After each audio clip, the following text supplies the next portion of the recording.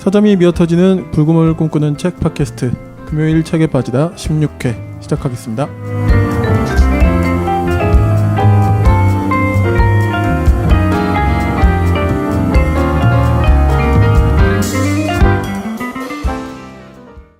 안녕하세요. 안녕하세요. 안녕하세요. 저희 세 명이니까 되게 좋네요. 네, 뭔가 이게 약간 안정적이죠. 네, 삼각형. 그러니까요. 예, 이렇게 한 번씩 이렇게 네. 쳐다보게 되고 좋습니다. 네, 저희 지난 15회가 루터와 정씨 1부였는데 오늘 이어서 2부를 하고요. 네. 각자 또 간단하게 소개하고 시작할까요? 네, 출판사에서 홍보 일을 하고 있는 용도사입니다. 반갑습니다. 네, 저는 기독 단체에서 일하고 있는 불곰 PD라고 합니다. 네, 저는 이번에 게스트로 참여한 책을 만들고 있는 윤이라고 합니다. 네. 다시 한번 박수 한번 칠까요? 네. 네. 네, 그래서 지난번에 이제 뭐 그냥 바로 본론으로 들어갈게요. 기다리는 분들이 이번에는 계실 것 같아서 바로 들어가도 될 것 같습니다. 루터 이제 얘기를 좀 하면서 루터에 대한 여러 가지 이제 비난들과 그런 편견들, 저자는 이 루터와 정치라는 책의 저자는 그것들이 어떤 선입견과 오해다 이렇게 하면서 이제 루터를 변호하기 시작하는데요. 루터라는 인물이 어떤 인물이죠? 윤희님이 좀 얘기 좀 해주시면 좋을 것 같아요. 네, 지난 회도 사실 네. 솔직하게 말하자면 루터에 대해서 아는 바가 없다고 고백했었는데 제가 알고 있는 루터는 어쨌든 프로테스탄트 기독교의 아버지라고 할 수 있을 것 같아요. 네. 어쨌든 1517년 10월 31일 비텐베르크 광장에 95조 반박문을 붙임으로 이제 어떻게 보면 종교개혁의 씨앗이 되었고 그로 말미암아 이제 많은 이들이 또 종교개혁의 어떤 대열에 동참함으로써 종교개혁의 불이 일어났다라고 볼 수 있기 때문에 또 종교개혁의 아버지 같은 존재고 또 루터의 가장 큰 업적이라고 하면 루터 비블이라고 할 수 있는 루터의 성경 번역 그것이 이제 구텐베르크의 활자술과 더불어서 이제 독일어 성경이 많이 퍼짐으로 말미암아 어떻게 보면 그 대중들에게 성경이 보급된다라는 거 그거는 굉장히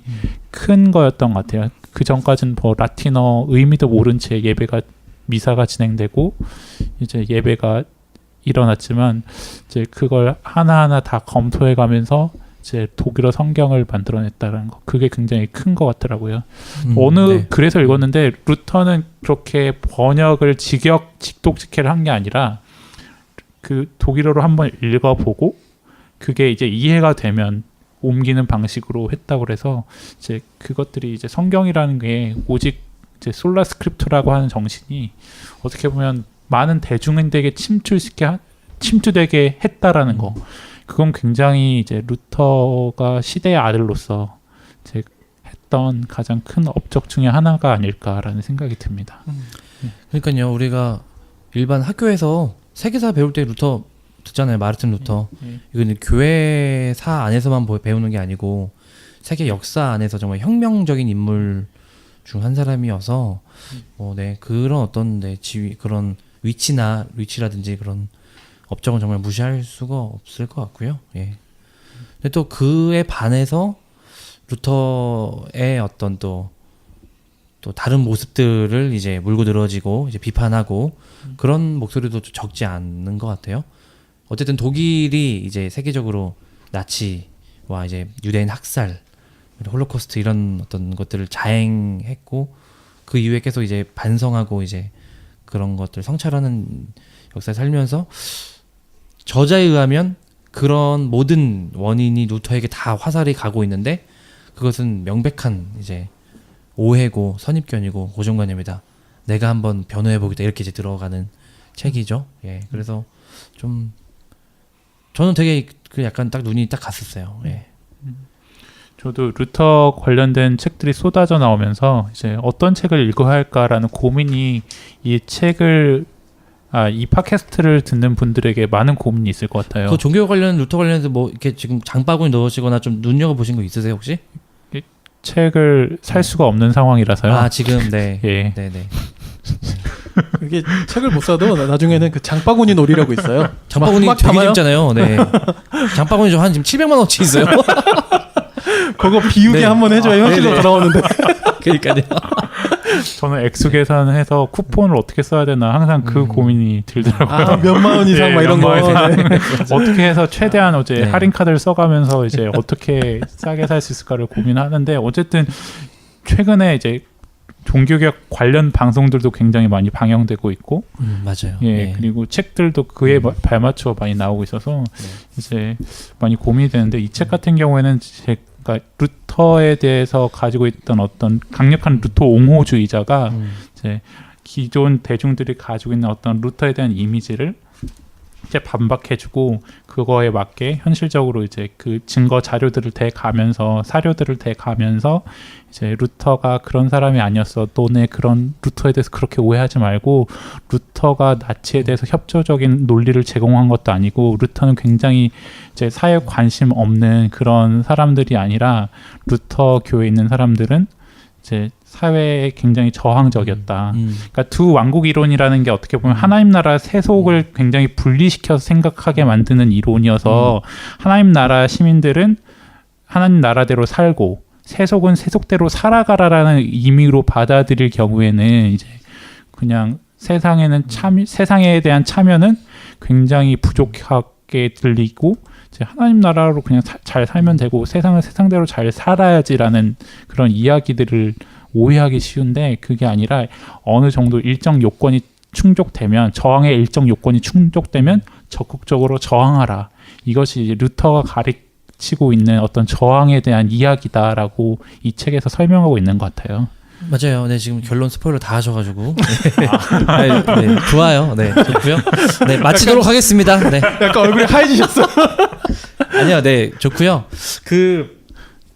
그 부분을 어떻게 이제 해 나가는지가 사실 책의 좀 포인트고, 그러니까 저희가 붉은 PD님 기억하시고 이제 윤희님도 들으셨을지 모르겠는데 바울과 편견할 때도 사실은 바울과 편견도 사실 이런 비슷한 맥락의 책이잖아요. 그러네요. 네네. 그래서 어떻게 보면 루터와 편견. 그러니까 이 고정관념이라는 단어가 고정관념, 편견, 뭐 약간 선입견, 뭐 확증 편향, 뭐 이런 여러 가지로 이제 공용으로 사용될 수 있을 것 같은데 그런 맥락에서 제가 목차를 보면요, 도입을 하고 1장이 잘못된 고정관념이에요. 2장이 루터는 악한인가. 3장 루터 그러면 악한이 아닌가. 4장 루터에 관한 고정관념의 반론 1 괴르델러의 저항. 5장은 반론 2 1989년 라이프치히 운동. 에필로그 두 왕국설의 카이로스. 이렇게 이제 목차가 구성됐거든요. 저는 이게 너무 독특했어요. 왜냐면 아까 그 1부에서도 제가 지난주에 얘기를 했지만 이렇게 고정관념으로부터 시작해서 자기의 주장을 아주 명확하게 개진하는 올해 이렇게 소개된 종교 관련 책이, 저는 이 책은 약간 그런 면에서 좀 전무후무한 것 같고, 또 자기의 정체성을 솔직하게 내놓고 주장을 되게 이렇게 시원시원하게 나가는 게 되게 좋았고요. 물론 이 저자의 주장에 동의하느냐 마느냐, 비판하느냐 마느냐는 이거 들으시고 이 책을 읽는 분들의 판단에 달려 있겠지만, 저는 비판하더라도 쉽게 비판할 수 없다. 저도 당연히 비판한 점이 있고 마지막에는 되게 동의하지 않는 부분을 제가 얘기할 것 같은데, 그럼에도 되게 고정관념이나 이런 부분을 딱 짚고 가는 게 약간 생각해 보게 되더라고요. 그래서 여기서 저자가 얘기하는 고정관념은 이거거든요. 역사의 흐름을 그 시대의 해석으로 교정할 수 없는 틀에 박힌 생각. 이 고정관념이고, 또 다른 정의는 고정관념은 사람의 상대화시키는 내재 능력이 작동하지 않는 잠재의식 가운데 이해하고 사고하며 형성되어진다. 이런 게 이제 고정관념이거든요. 예를 들면, 그러니까 뭐 우리가 알고 있는 고정관념 이런 것과 비슷하고, 좀 더 전문적으로는 뭐 이제 뭐 확증 편향, 뭐 시대 정신 이런 것과도 이제 연관되는 얘기인 것 같은데, 저자가 이제 81세란 말이죠. 81세고 저널리스트로 50년을 살면서 사회 문제라든지 이런 것들에 대해서 글을 쓰고 이런 것들을 업으로 평생을 해온 사람이고, 또 이제 신학과 사회학을 복수 전공하면서 또 이제 전쟁에도 경험도 해보고 이런 여러 가지 다양한 경험을 한 이제 되게 연륜 있는 이제 학자가 인물이 볼 때는 루터에 대한 너무나도 왜곡되고 엄청나게 비판적인 얘기가 이 시대에 너무나도 가벼운 고정관념이다. 여기서부터 출발을 이제 하더라고요. 그런 부분이 저한테는 되게 좀 독특하게 다가왔고요. 네. 여담이지만 성수윤회원에서 네. 루터와 편견으로 시리즈로 나왔으면 더 괜찮았겠다는 생각도 순간 드네요. 그러네요. 네. 출판 관계자분들 듣고 계시죠? 근데 좋은 맥락인 것 같아요. 네네네. 네. 이왕 그렇게 끼웠으니. 그러니까 루터와 정치보다는 루터와 편견 이렇게 했으면 좀 더 그것도 어땠을까? 괜찮은 것 같아요. 네. 제목이 좀 네. 그런 생각이 좀 들고요. 그래서 이어서 이제 그 저자는 루터가 악한이냐, 그러니까 루터가 정말 나쁜 놈, 약당이냐, 뭐 이런 식으로 얘기를 하는데 이 고정관념의 근원을 이 저자가 되게 독특하게 잡습니다. 이제 동독이 통일되고 냉전 시대가 끝났는데, 그러니까 2차 세계 대전이 종료가 되면서 이제 영국과 어떤 이런 미국의 그런 승전국들이 독일 안에 국소적이거나 어떤 이런 민중적인 대중적인 저항 운동과 평화 비폭력 운동을 집중하지 않았던 거죠. 그때는 독일 하면은 그냥 다 나쁜 놈들. 독일은 민족적으로 독일은 얘네들은 위험한 인간들 하면서 약간 이렇게 한 번에 좀 내몰림을 당했고, 그러면서 저자가 볼 때는 루터가 나치적인 사상을 낳은 어떤 아버지가 전혀 아니고 오히려 루터 이 독일 안에 있었던 저항 정신으로 끝까지 버텼던 이 그리스도인 이런 세속인들에게 저항 정신을 낳을 수 있었던 아버지인데 영국 영미권의 주도가 되면서 냉전 이후에 그런 것들이 이제 좀 왜곡이 되고 여러 대중가들과 저널리스트와 학자와 신학자들 사이로 루터가 계속 왜곡된 것들이 계속 점점 커져갔다. 그래서 이 지경에 이르렀다. 이렇게 얘기를 하는 거거든요. 공정한 평가가 이루어지지 않았다. 네네. 그렇죠. 그러면서 수많은 영미권 또 독일권의 루터의 비판적인 이유의 사상가들을 다 다뤄요. 그러면서 추적을 해나가요. 되게 기자다운 그런 게 느껴지거든요. 인용도 되게 많이 하고요. 그래서 맨 처음 루터를 나쁘게 얘기한 논문 얘다. 그러면서 맞아. 예, 얘다. 그리고 이걸 얘가 베꼈는데 더 나쁘게 베꼈어. 그리고 얘가 또 이걸 베꼈는데 내가 볼 때 말이 안 돼. 이런 식으로 쭉쭉쭉쭉 이렇게 해서 그 재미가 좀 있어요. 맞아요. 결기가 물론, 느껴졌어요. 네, 약간. 결기가 느껴지고요. 약간 이제 할아버지신데 이런 부분에서 되게 그 집요함이 있고요. 물론 이것에 다 동의할 수 있느냐 이거는 좀 다른 문제일 수 있겠지만 아무튼 되게 집요하게 끝까지 추적하는 이런 게 있었고, 그래서 이 저자의 또 다른 특징은요, 그게 있는 것 같아요. 전쟁을 경험하고 이 민족주의와 정치가 결탁한 민족 정치주의 파시즘 안에서 살고 그 안에서 고통을 겪은 이 독일인으로서 어떤 파시즘과 어떤 봉기와 어떤 폭력적인 선동 이런 것에 대해서 되게 경계적이에요. 아주 경계적입니다. 그래서 평화적이고 비폭력적이고 이성적이고 합리적이고, 그래서 정치적으로는 약간은 좀 이제 보수주의자로서의 위치를 해서 계속 이제 하는 거예요. 왜냐하면 저자가 보기에 좌파적이거나 막스적인 것은 곧 또 다른 파시즘을 낳을 수 있고 또 다른 폭력과 엄청난 학살을 낳을 수 있다는 이 평생의 이 맺힌 어떤 그런 한과 경험이 있는 거예요. 그러다 보니까 이 현대의 이런 정치적인 세계도 다 약간 우파적으로 재단하거든요. 그래서 뭐 페미니즘도 위험해, 뭐 동성애 위험해 이런 식으로 막 재단하는 것에 대해서는 저는 조금 이제 비판해야 된다는 생각을 하지만, 어쨌든 이런 노장의 저널리스트 그리고 사회학과 신학을 공부한 루터교도가 루터를 변호하는 게 이 고정관념이라는 틀을 가지고 얘기하는데, 저는 그 생각이 들었어요. 이 책을 읽으면서 고정관념이라는 건 이제 모두한테 있구나. 그리고 나한테도 있겠구나. 그리고 우리 시대가 있겠구나. 그리고 이 서문을 쓴 피터 버거가 얘기하듯이 어떻게 보면 이 대중매체를 통해서 현대인들이 더 고정관념에 취약할 수 있겠구나. 이런 생각이 들더라고요. 우리의 고정관념은 무엇인가는 또 다른 문제겠지만 그런 부분에서 조금 약간 이렇게 망치를 맞는 조금 그런 느낌이 있어서, 그러면 루터뿐만이 아니고 내가 지금 일상을 살아갈 때 있어서 어떤 여러 가지 생각을 하고 누군가를 생각하잖아요. 그럴 때 물론 이거는 기승전 모두가 다 모든 게 다 고정관념이라고 할 수 있겠지만 그런 차원이라기보다는 약간 좀 너무나도 좀 많이 명백하게 뒤틀어진 고정관념이 무엇일까, 그런 것들을 좀 보도록 약간 사회과학적인 조금 그런 렌즈를 이렇게 좀 강조하는 것은 저한테 좀 포인트였어요. 네.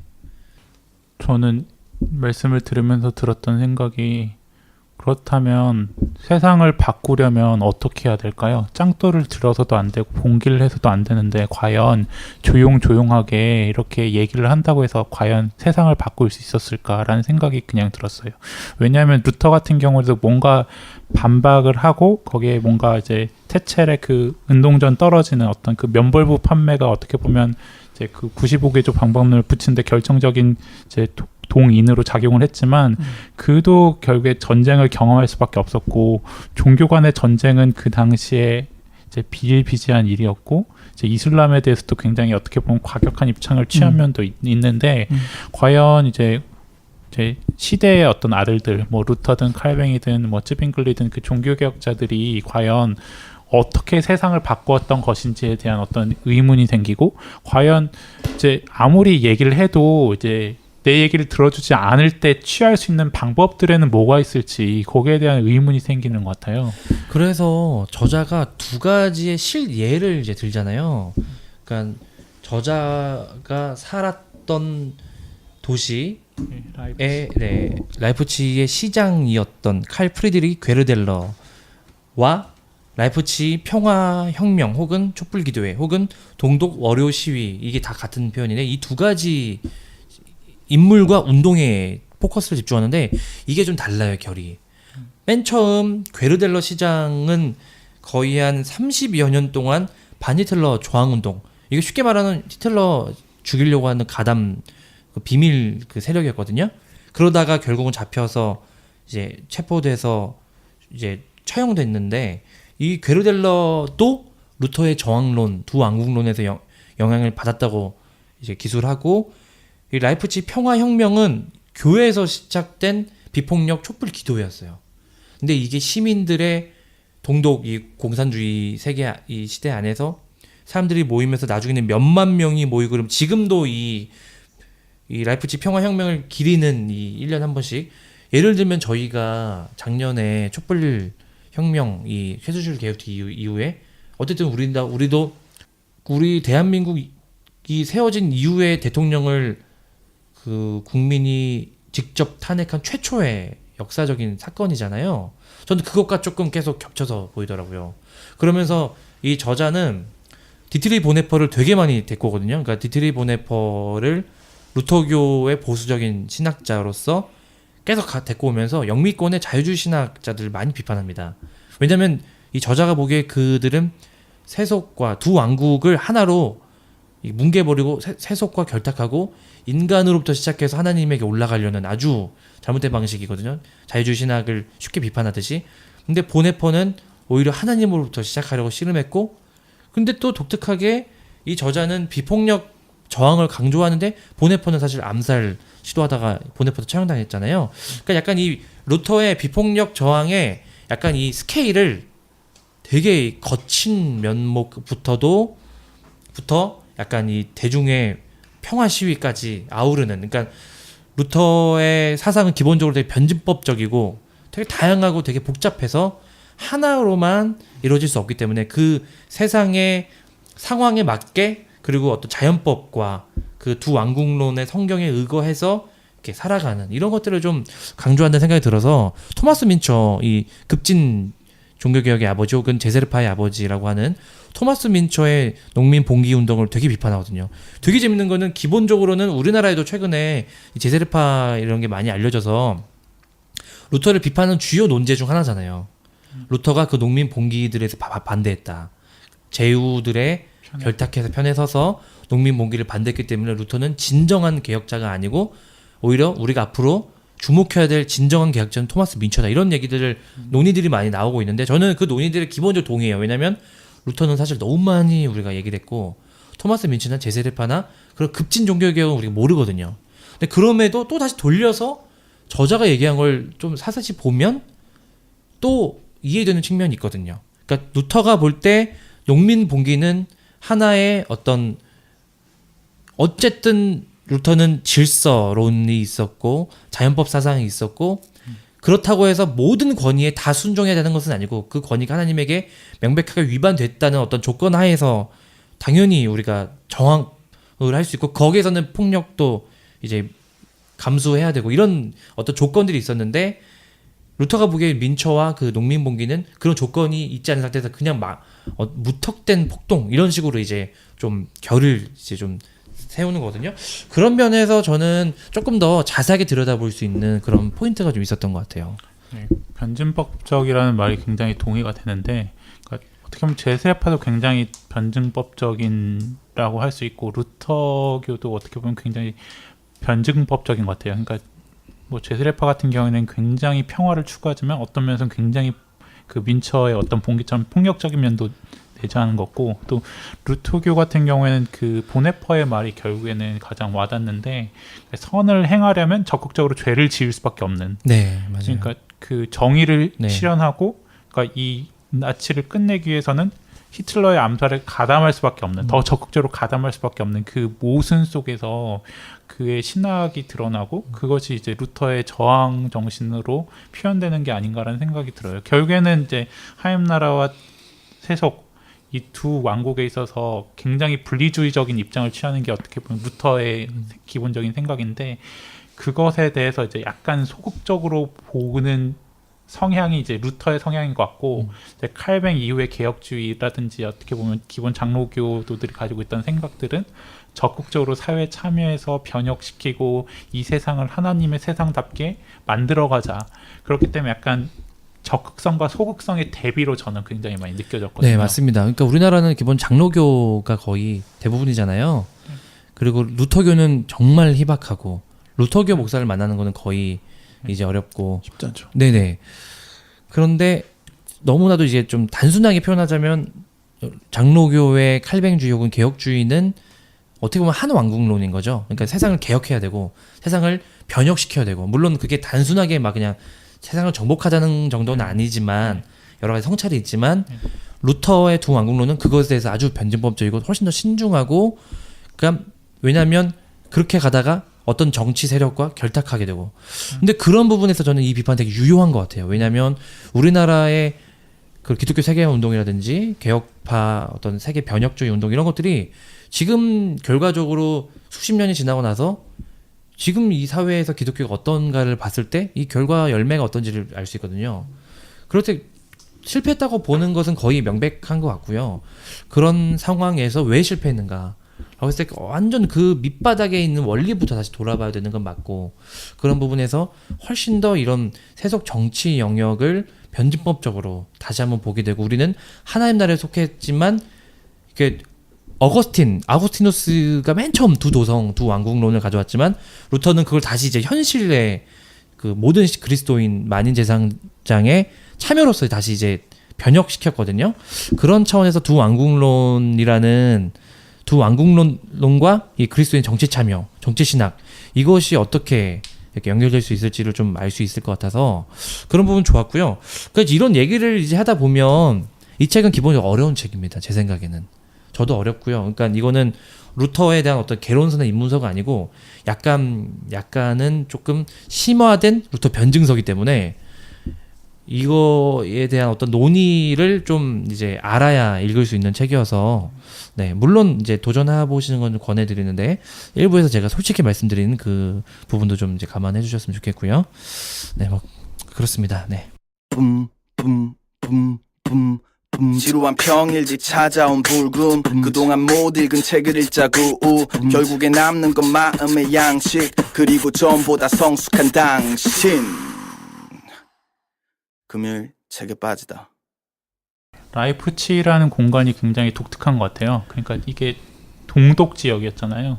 그러니까 동독 지역이었고, 그 동독 지역에서 일어난 어떤 최초의 민주주의 운동이 어떻게 보면 그 라이프치히의 기도로 말미암아 이제 그게 기도회가 되고 운동이 되고, 그 이후에 베를린 장벽이 무너지고 독일 통일이 일어나는 그런 어떤 계기가 되었던 것 같은데, 참 이게 어떻게 조사하다 보니까 이게 법학과 출판업으로 유명했던 곳이 라이프치히라고 들었었고요. 그렇군요. 네, 그래서 한번 가보고 싶다는 생각이 많이 들었습니다. 맥주는 안 유명하고요? 맥주는 저 아까 전에 네. 그 맥주 하니까 전 루터 생각났었어요. 네. 그 지금 얘기하신 거 이어서, 그러니까 그런 것 같아요.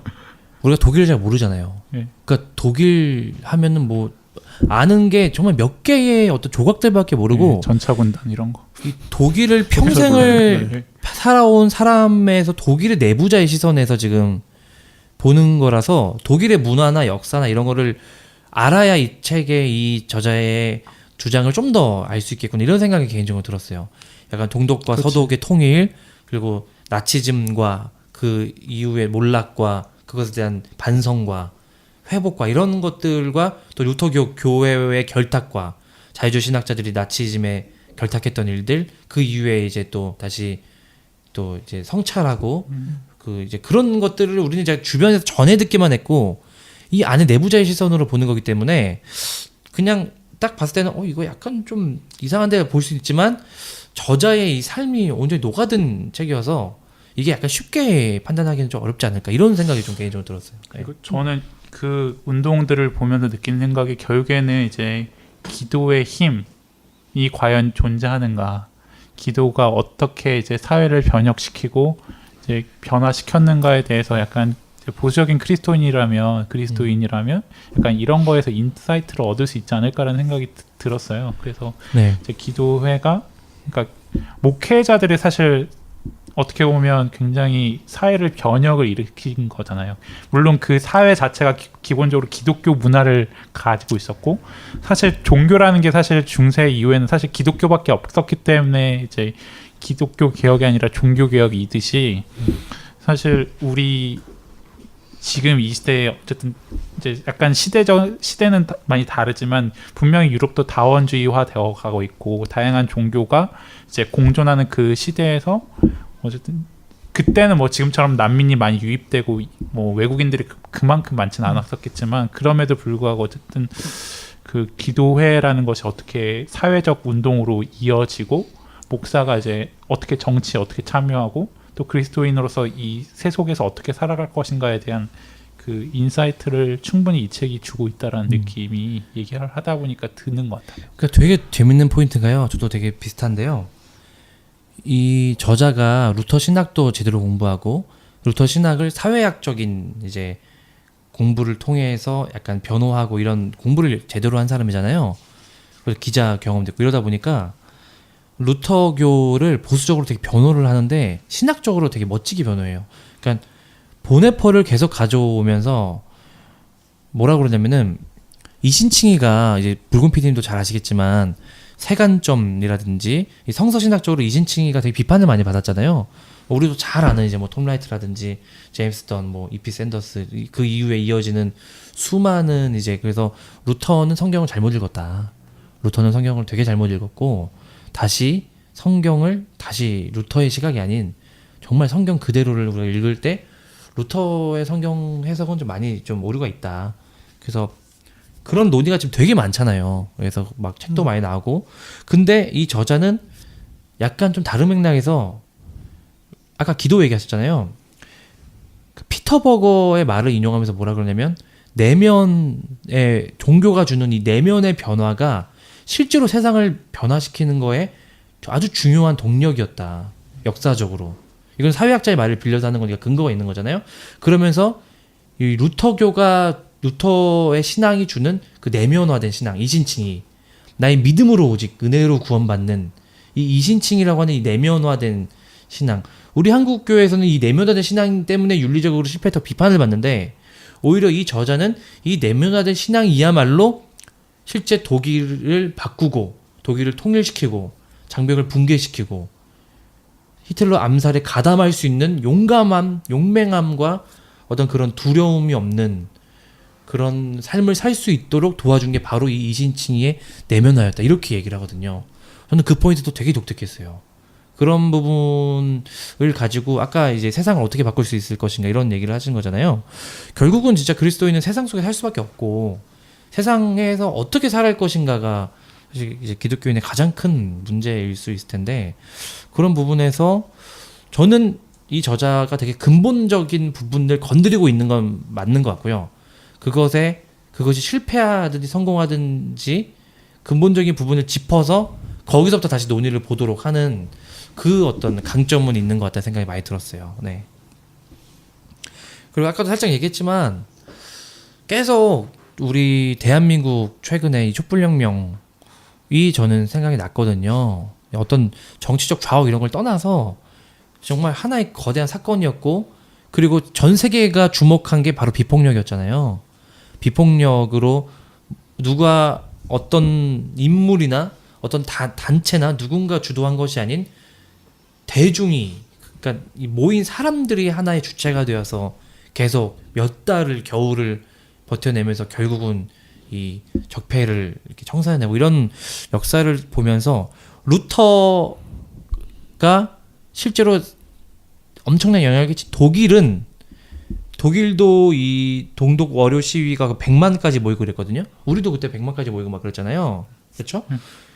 이 동독 이 100만이 모였던 이 평화 비폭력 시위, 이 평화 이 시위는 루터의 이 저항이 엄청난 영향을 끼쳤는데, 우리의 그 촛불혁명은 어떤 우리 대한민국 한국인으로서 갖는 어떤 그 동일성의 어떤 그게 원리가 도대체 뭐였을까? 저는 그게 좀 개인적으로 궁금한데, 어쨌든 안타까운 건 어떤 기독교나 기독교 그 교회가 주는 신앙적인 차원은 아니었던 것 같거든요. 물론 거기 개개인 그리스도인은 많이 갔고, 저도 이제 최대한 많이 갔지만, 그런 부분에서 이 독일과 한국의 이 나라라는 이 맥락이 너무 다른 것도 좀 다른 차원인 것 같고, 그런 약간 또 이렇게 계속 오버랩될 생각이 되더라고요. 저도 이제 약간 지금 정리가 안 돼서 그냥 횡설수설을 하는 것 같기도 한데, 아무튼 뭐 그랬습니다. 네.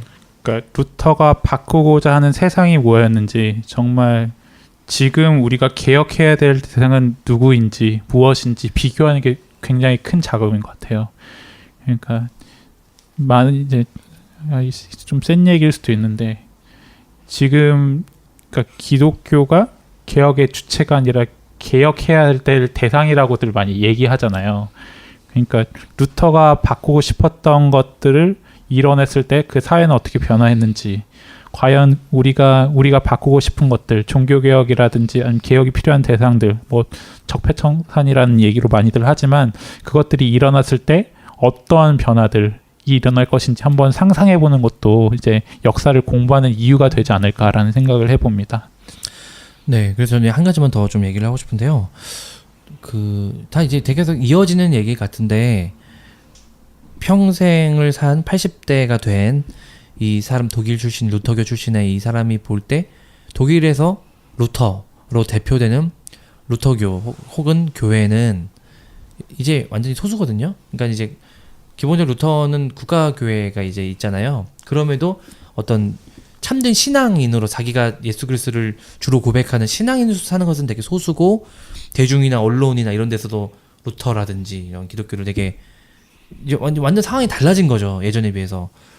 그런데 우리나라는 아니잖아요. 얘기하신 대로 우리나라는 오히려 교회가 여전히 공고하고, 사회에는 계속 개혁되고 있고, 사회에는 어떤 종교나 신앙 없이 엄청난 지금 많은 지금 개혁과 계속 이제 그런 것들을 위해서 노력하고 있는데, 오히려 종교나 교회가 지금 뭐 종교개혁 500주년 기념해서 막 지금 세습 파티도 벌어지고 뭐 이런 얘기들 하잖아요. 너무 이제 허망하고 참담할 정도로 뭐 어떤 이제 목회자의 이런 사건도 터지고 이런 것들이 정말 이제는 더 이상 뭔가 말할 것도 힘도 빠질 정도로 엄청나게 윤리적으로 타락하고 실패하는 이런 500년이 지나서 한국에서 이런 걸 보면서 이 저자의 이런 논조와 주장을 고지고대로 가져오는 것은 아니고, 다시 한번 우리 맥락으로 돌려서 우리가 바라봐야 될 고정관념과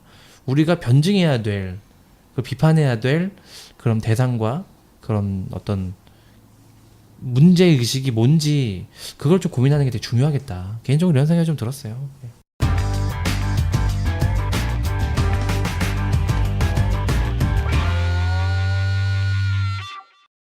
저는 그냥 이거 책 읽으면서 독일 통일 생각하면서 그냥 윈드 오브 체인지라는 노래가 생각났어요. 스콜피언스의 윈드 오브 체인지라는 노래가 있는데, 예, 뮤직비디오랑 같이 보시면 정말 좋을 것 같아요. 이 책하고 스콜피언스의 윈도우 체인지? 윈드 오브 체인지. 윈드 오브 체인지요? 네. 네. 변화의 바람. 뭔가 예. 느껴지네요. 예. 저는 굉장히 인상 깊게 읽었던 또 인상 깊게 보았던 뮤직비디오가 아니었을까라는 생각이 듭니다. 네, 저는 아무튼 약간 조금 독특한, 네, 되게 독특하면서도 좀 근거 있게 이 책에 보면 이 출판사에서 인용하는 것은 또 색깔을 다른 컬러로 이렇게 했거든요. 근데 진짜 매 장마다 인용문이 엄청 많아요. 그만큼 이제 저자가 근거 있게 계속 자기 주장을 서술하려고 노력을 이제 많이 한 것 같은데요. 이제 저는 이 한 문장을 좀 읽는 것으로, 네, 제가 오늘 말을 너무 많이 해서 종교개혁 500주년 기념해서 너무 말을 너무 많이 해가지고요. 이게 아마 보네퍼가 이제 얘기한 것 같은데요. 보네퍼의 윤리학에 나온 문장인데 이거 하나만 저는 좀 소개하고 싶습니다. 세상에서 시작하여 하나님으로가 아니라 하나님으로부터 시작하여 세상으로 가는 것이 예수 그리스도의 길이므로 이렇게 될 때 이 길은 모든 것이 기독교적이다. 이렇게 이제 얘기를 하거든요. 이거는 어떻게 보면 좀 불편할 수도 있고 일반 분들이 듣기에는 좀 너무 폭력적인 거 아니야 이렇게 할 수 있는데 어떤 부분에서 종교는 그 종교 자체의 근본적인 어떤 교리와 원리를 솔직하게 고백하고 용감하게 이제 배타성을 드러내는 것이 오히려 세상의 어떤 정제와 소금의 역할을 오히려 하는 게 아닌가 그런 생각이 세상과 타협하고 세상으로부터 계속 하려다 보면 결국은 세상의 정치적으로 굴복하게 되고 어떤 결탁이 일어나고 이러지 않나 그런 생각이 좀 드는 것 같아요. 네. 저도 뭐 이제 마지막이니까 네. 그냥 보자면 저는 일단 뭐 신학을 한 사람이 아니니까 뭐 루터나 뭐 이런 종교개혁사에 대한 선의가 그렇게 많지는 않거든요. 그래서 그걸 막 치밀하게 이야기하기보다는 나름 이해가 되는 대목도 사실 많이 있어요. 네. 근데 이제 저는 이제 조금 읽으면서 좀 갸웃했던 게 몇 가지가 있는데 그 농민 봉기에 대한 부분에 아까 윤희님도 잠깐 이야기하셨지만 루터의 변호의 논리와 어떤 그 뭐랄까요 그 자료를 인용해 와서 하는 그런 굉장히 탄탄한데 그러다 보니 어떤 다른 역사적인 굉장히 중요한 그 포인트 사건 어떤 이런 거 지점에 대해서 네. 그 평가 자체가 약간 좀 스텝이 꼬이는 느낌도 좀 전 받았거든요. 가령 이제 농민봉기 같은 경우도 이걸 어떤 열광주의가처럼 평가하는 대목이 있더라고요. 근데 그 부분들은 이제 좀 저도 논란의 여지가 있는 게 아닌가 잘 모르지만 네. 그런 점도 좀 생각이 들고 저도 좀 그래서 그 비슷한 맥락이 좀 고민이 드는 거예요. 어느 순간에 약자들의 그 저항 방법은 사실 그걸 폭력이냐 비폭력이냐라고 논하는 것 자체가 굉장히 좀 뭐랄까요 좀 사치 이런 굉장히 그 절박하면서 나오는 사실 그 봉기였을 거잖아요 이것도. 그러니까 그런 면 역사에 그런 면들이 있는데 루터에 대한 변호가 좀 이제 굉장히 치밀하다 보니 그런 점들은 좀 어떻게 생각해야 될까 뭐 그런 것도 봤었고 아까 이제 그 라이프치 그 이야기 하면서 저도 이제 당연히 그 촛불을 저도 떠올리게 됐고요. 그리고 또 이런 것도 좀 생각이 들더라고요. 그냥 독일인들에게 어떤 루터의 느낌을 좀 생각해 봤어요. 그럼 우리에게는 이런 거 있잖아요. 그러니까 함석헌 김교신 같은 특히 함석헌 같은 분은 굉장히 그 기독교적인 이런 사실 그런 분이잖아요. 근데 정작 기독교 내부 안에서는 그렇게 좀 물론 연구자들이 계시는데 되려 역사학 쪽에서 함석헌에 대한 가치 평가가 굉장히 많고 제가 느끼기로는 일반인은 맞습니다. 실제로. 네. 그래서 그런 점들도 조금 우리 맥락에서 조금 다른 면으로 생각해 볼 지점이 있지 않나 그런 생각도 좀 들기도 하더라고요. 그러니까 저자가 토마스 미첼을 공산주의 아버지라고 이렇게 막 부정적으로 평가하거든요. 그런 부분 동의가 되지 않고 그리고 뭐 페미니즘 사상 아까도 살짝 일부에서 얘기했지만 동성애자들 뭐 이런 식으로 하면서 그걸 되게 이렇게 폄하해요. 근데 그건 제가 볼 때는 이 유럽의 보수주의자 나이가 많은 이제 노년에 이른 유럽의 보수주의자들이 지금 실제로 겪는 어떤 뭐 난민들이 이제 막 들어오고 유럽의 경제적으로 지금 엄청나게 세계의 중심이 아니잖아요. 그런 부분에서 느끼는 여러 가지의 그런 어떤 경험적이고 인간적이고 그런 경제 사회적인 부분과 결합돼서 지금 루터를 변호하는 게 있어서 저도 지금 붉은 피디님이 되게 이제 날카롭게 잘 짚어주신 것 같고 그 부분에서는 조금 생각이 좀 다를 수 있을 것 같다 생각이 좀 들고요. 예. 근데 그렇긴 해도 루터에 대해서 좀 치우친 그 평가에 대해서 다시 한번 저도 생각해 보게 된 것 같고 그러니까 이런 사실 비판적, 그러니까 되게 추앙받는 인물이 있는데 그거에 대한 비판이 나오면 사람들이 더 거기에 쏠리게 되는 것도 사실이잖아요. 네, 그렇죠. 근데 그게 아니라 조금 공정하게 되짚을 부분이 있어라는 측면을 짚어주는 거는 네. 되게 저도 좋았던 것 같아요. 네네. 저는 그 종교개혁 500주년에서 지금 되게 이게 너무 진지한 이게 방송이 돼서 이미 망한 것 같으니까요. 네, 원래 이제 마무리 될 것 같은데 그냥 한 가지만 이 얘기만 한 마디씩만 그냥 좀 했으면 좋겠어요. 그냥 뭐 특집 아닌 특집으로 우리의 종교개혁은 어떻게 그러니까 이게 막 우리 거대한 얘기를 하자는 게 아니고 그냥 한 마디씩 그냥 좀 하면 어떨까 이런 생각이 좀 들어요. 왜냐하면 아무튼 이번 주에 지금 연이어 막 이제 아무튼 저희 셋 다 어쨌든 루터의 프로테스탄트 개신교 지금 소속된 어쨌든 신앙 고백을 하는 사람들인데 이쪽 관련된 이제 뉴스들이 벌써 이번 주에만 막 몇 개가 터지고 저도 이제 약간 조금 경험했던 어떤 사람에 대한 얘기도 나오고 이래서 되게 마음이 아프고 그런데 이 어떻게 500년이 지났고 일단은 500년 전이면은 거의 뭐 이제 과거 역사이기 때문에 우리의 개혁을 위해서 어디서부터 저는 솔직히 말하면 이게 감이 안 잡히거든요. 감이 안 잡혀서 약간 패배주의로 흐르는 그런 느낌이 어떤 면에서 저는 그러니까 패배주의라고 표현했지만 기독교가 근육이 많이 빠져야 되고 힘을 많이 빼야 된다는 생각을 하거든요. 그리고 너무 남성적이잖아요. 그러니까 부정적인 의미에서 네. 그런 게 있어서 두 분들은 어떻게 생각하시는지 그런 게 좀 개인적으로 좀 궁금하네요. 네. 저는 읽으면서 그러니까 교리에 죄가 있을까라는 생각이 들었어요.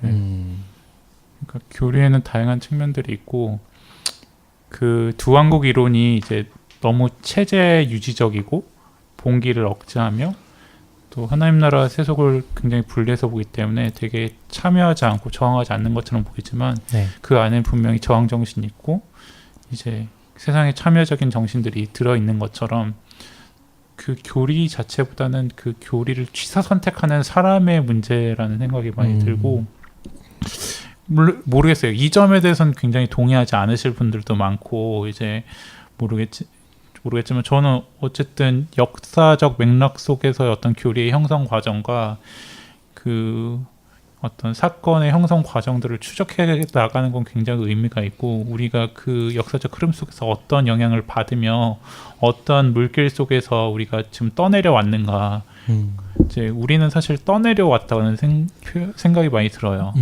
그러니까 사실 처음에 어떤 학습을 하고 이제 무언가를 받아들일 때는 사실 이게 좋은지 안 좋은지 우리가 학자의 쪽에서 모든 걸 다 판단하고 받아들일 수 있는 건 아니잖아요. 네. 그냥 우리는 시대의 아들로서 그냥 떠내려온 건데 루터도 사실 중세에서 떠내려왔죠. 여전히 중세의 사람이라고 평가되지만 루터는 어쨌든 이 떠내려온 자리가 어디인지를 파악하는 게 전 중요하지 않을까라는 생각이 많이 들고 한국 기독교도 마찬가지인 것 같고 우리의 신앙이나 우리의 삶의 모습이나 정말 우리가 만약에 우리 삶에 비도덕적이고 비윤리적인 모습이 있다면 우리 삶에 왜 그 자리에 우리가 놓여 있는지를 한번 그 주변을 살펴보고 이제 우리가 마땅히 이제 바르게 바람직하게 취해야 될 어떤 교리나 윤리가 무엇인지 다시 한번 생각해보는 게 중요하지 않을까라는 생각이 많이 들었습니다. 저는 사실 이때는 종교개혁 당시는 네. 말이 종교개혁이지 사실 세상 그 전체 아닌가요, 그렇죠? 그렇죠. 네. 지금은 사실 우리가 종교와 이 어떤 뭐 우리식으로 따지면 성과 속이 좀 약간 분리되는 그게 네. 굉장히 강하고 종교와 이 일반 사회가 구분이 되다 보니 그러니까 이제 그러다 보니 우리는 이렇게 어떤 그 교회 한국 교회 안에서 보는 그런 크고 작은 사건들 때문에 많이 절망하잖아요. 교회가 뭐 빛이 돼야 되는데 는 고사하고 막 이러면서 이제 굉장히 맞아요. 절망하는데 네. 물론 그 절망이 개혁의 동력이 되어야 하고 실제로 개혁은 되어야 하는 것은 100% 당연한 이야기인데요. 저는 조금 다른 생각이 좀 있어요. 그 뭐지? 그 또라이 그 일단 질량 보존의 법칙처럼 저는 그 어느 곳에든 그 또라이의 비율은 똑같다고 생각해요. 그러니까 교회를 편드는 게 절대 아니고요. 네네네. 그러니까 똑같다는 거예요. 결국 이상한 사람들은 교회도 존재하고 사회도 똑같이 저는 존재한다고 보고 되려 교회가 먼저 깨끗해야 되고 이런 것이 오히려 강박이 될 때 우리를 너무 특별하게 생각한다는 그런 좀 약간 이상한 자존감도 저는 느껴져요. 네. 그러지 말고 그냥 좀 한 사람 한 사람이 네. 좀 달라지면 좋겠어요. 그냥. 그러니까 뭐 이런 거 저런 거 막 해도 막상 뜯어보면 이상한 인간 너무 많고 네. 그렇잖아요. 그러니까 그 개혁 뭐 이런 거 다 동의하는데 네. 근데 한편 또 정말 우리가 진짜 인간다운 삶을 각 개인도 사회도 세상도 다 그렇게 살기 위해서는 저는 좀 개인들의 각성, 개인들의 변화 아주 사소하지만 그 일상에서의 행복과 기쁨이 좀 회복되고 상식이 좀 통하고 막 이런 게 좀 저는 좀 그런 생각이 들었네요. 저는 갑자기 또라이 보존의 법칙을 듣다 보니까 저는 항상 좋으신 분들과 만날 때는 항상 고민하는 게 있어요. 정말 제 주변에 좋은 사람이 없으면 제가 또라이가 아닐까라는 생각을 항상 하거든요. 네, 그렇다고 하더라고요. 주변에 아무리 봐도 또라이가 없으면 네가 또라이다. 약간 섬찟하다 그렇죠. 네. 근데 그렇게 네. 좀 그렇게라도 좀 돌아보면 네, 참 네. 좋은 것 같아요. 네, 그러네요. 네, 하여튼 뭐 오늘 그 루터와 정치 이 책 가지고 이야기하면서 네, 많은 이야기들 나중에 네. 또라이 버전 네. 많은 이야기를 나눴는데요. 아, 오늘 또 이렇게 2회 동안 출연해주신 윤희님의 소감을 좀 들어보면 어떨까요? 그러네요. 네, 진짜. 네. 네, 소감 한마디 좀 남겨주시면 네. 좋겠습니다. 역시 독서에는 팟캐스트만한 것이 없다라는 생각이 듭니다. 네, 책을 읽기 위해서 이제 잘리지 않고 다음에 초대될 수 있었으면 하는 바람만 있습니다. 아, 네. 아이고. 아유, 감사하죠. 저희가 감사하죠. 네, 네. 저희 횟수까지 다 기억해 네. 주시는 분인데. 네, 하여튼 와주셔서 너무 감사드리고요. 저희도 하여튼 되게 재밌게 오늘 썼던 것 같은데. 네, 뭐 저희 기다리시던 분들이 계신지는 모르겠지만 아무튼 다시 또 좀 쉬었으니까 중간에 네네. 다시 또 열심히 좀 달리고 그랬으면 좋겠습니다. 네, 그렇게 하겠습니다. 네, 하여튼 오늘도 이제 이 루터와 정치 이 책 가지고 이야기해봤고요. 긴 시간 동안 또 수고해주셔서 감사합니다. 수고하셨습니다. 감사합니다. 다음에 만나요. 안녕. 수고하셨습니다. 네, 수고하셨습니다.